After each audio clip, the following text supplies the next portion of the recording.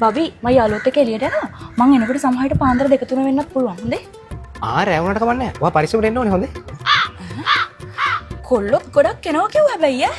අනේ පිස්සුද බබි? මට ඔයාව ෂුවර්නේ. කොල්ල කීයක් ආවත් මට ඔයාව ෂුවර්. කමන්නේ ගිහිල්ලා එන්න. මේ අපි දන්නේ නැහැ ඔන්න බෙව්වන් පස්සේ මොනවා වෙයිද කියලා. අනේ නෑ මට බය වෙන්න දෙයක් නෑ. මට ඔයාව 100%ක් ෂුවර්. ඔයා කැමතිද ඉදිරි ගිහිල්ලා හොඳට එන්ජොයි කරලා පරිස්සමට එන්න ඕනේ හොඳේ. පාන්දර වෙනකන් ක්ලබිනුත් යනවා කිව්වා. අවුලක් නැද්ද? අනේ පිස්සුද බබි? ඔය වයස ඕවා කරන්නේ තු නාතුණාට පස්සේ ඕවා කරන්නේ. ඔයා ගිහින් පරිස්සමට එන්න. එද්දි මට කෝල් එකක් දෙන්න.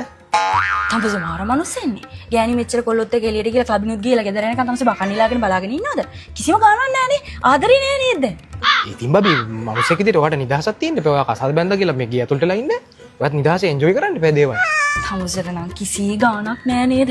ඉස්සර නම් කොහමද කොල්ලෙක් එක මැසේජ් කළත් මැරෙන්න හදනවා. දැන් නම් කිසි ගානක් නෑ නේද? තමුසට මං කොහේ ගියත් කොල්ලොත් එක්ක ගියත් මොනවා කළත් දැන් ගානක් නෑ නේද? හරි හරි. තමුසේ ඔය මගුල් ඔක්කොම නත්තලා යනවා ගෙදරට. එනවා මෙතන මහරයත් කොල්ලොත් එක්ක රවුම් ගහන්න බීලා මෙතන පිස්සු නටන්න. තමුසීතෝද මේක මේ වරයක් කියන. යනවා. ඔක්කොම නත්තලා යනවා ගෙදර යනවා. එළියට බහලා අහුවෙන්නේ නෑ මගේ. යනවා.